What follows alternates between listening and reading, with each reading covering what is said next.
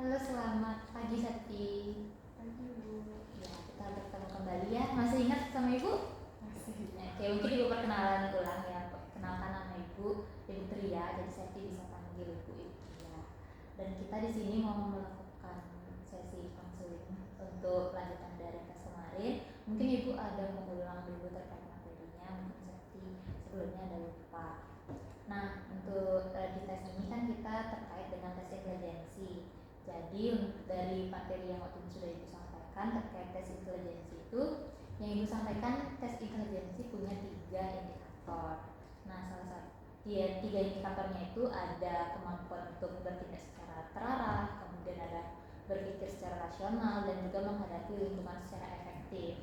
Nah, waktu itu kan kita juga sudah belajar secara runtut dengan RPBK itu kan. Selain untuk mengetahui pengertian tentang intelijensi, kita juga melihat contoh-contoh dari orang yang memiliki intelijensi tinggi dan juga intelijensi rendah kan. Nah, selain itu dari hal tersebut juga diharapkan siswa dapat menerapkan masing-masing indikator intelijensi dalam bidang pribadinya.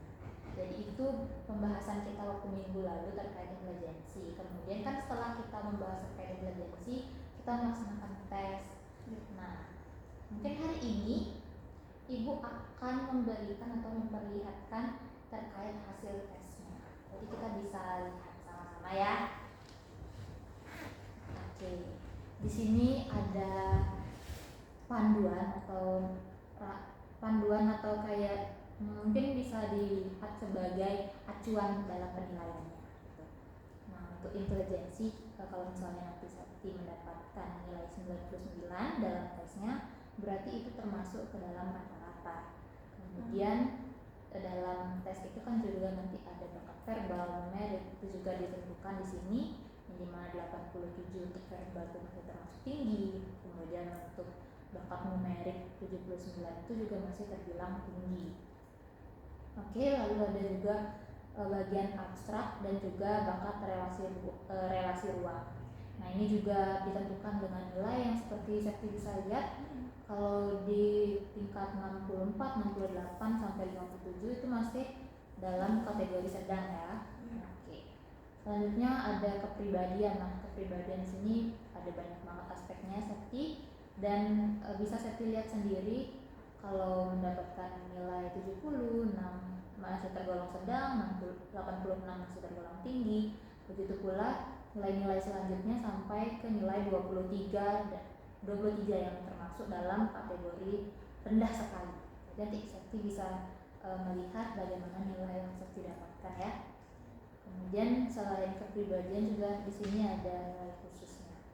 Nah, untuk nilai khususnya bisa dilihat hampir sama dengan kriteria nilai lain. Untuk nilai 50 itu masih dalam batas sedang, kemudian 80 bisa dikatakan dalam batas tinggi, dan nanti juga ada batas rendah seperti nilai sebelumnya, misalnya dapat 23 atau di bawah 50 bisa sudah tergolong ke dalam batas rendah. Nah, nanti dari hasil tes intelijensi ini kita akan mendapatkan kesimpulan diagnosisnya. Nah, di sini ada kesimpulan gaya belajar dan juga nanti ada rekomendasi peminatan. Jadi setelah kita mendapatkan nanti hasil tes intelijensinya, kita bisa melakukan sesi konseling lanjutan.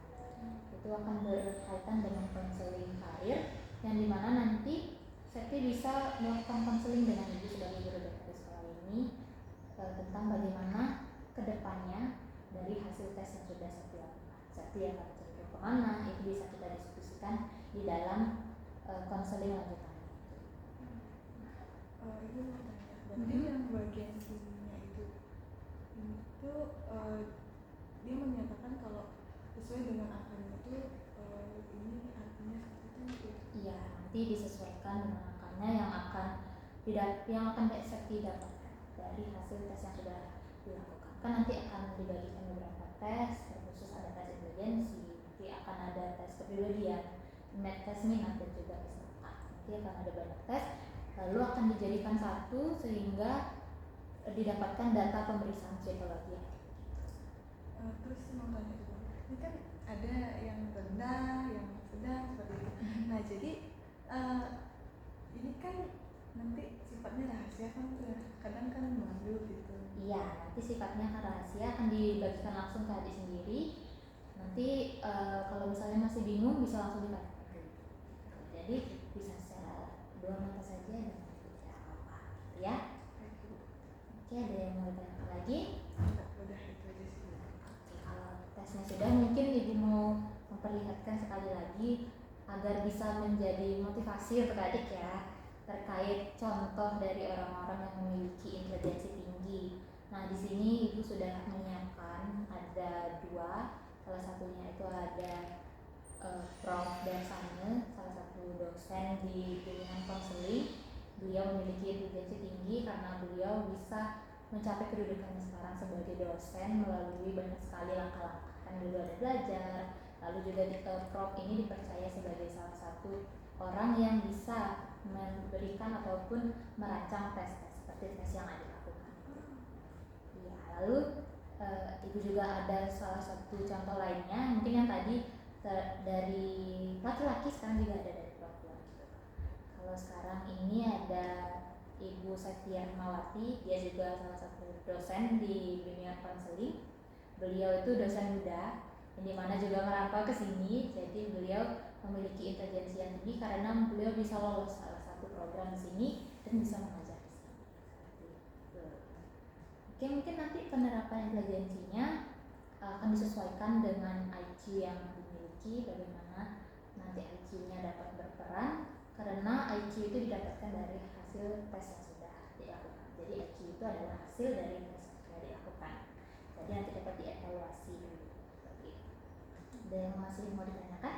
Oke, mungkin nanti akan lebih lengkap lagi disampaikan saat kita melakukan bimbingan klasikal ya bersama teman-teman di dalam kelas supaya lebih ramai dan juga suasananya nanti lebih menyenangkan. Ya, itu bisa diakhiri. Kalau itu bisa saya. Iya.